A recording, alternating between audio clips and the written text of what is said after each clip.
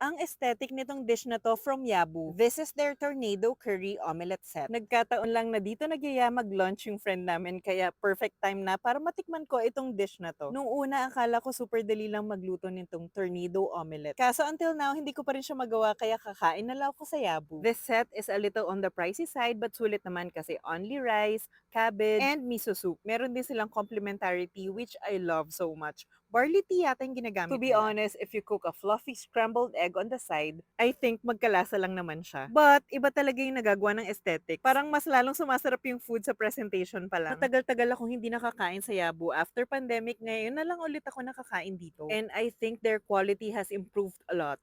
Ang sarap ng curry sauce nila, ang smooth, and the katsu is tender, crunchy, not oily, and high quality meat. May only fruits din pala dun sa set. I really enjoy this Tornado Curry Omelette Meal. Pag nagja-Japanese curry kami sa bahay, lagi talaga namin sinasamahan ng egg. Masarap siya na combination actually. Their miso soup is good, very fresh and crunchy yung cabbage. I also love their sesame dressing, and this Tornado Omelette was cooked to perfection. I usually order the Rosu Katsu set dito sa Yabu, but now I think this is my favorite meal from them. Kayo ba? Ano yung mga go-to meals nyo dito sa Yabu? Share naman!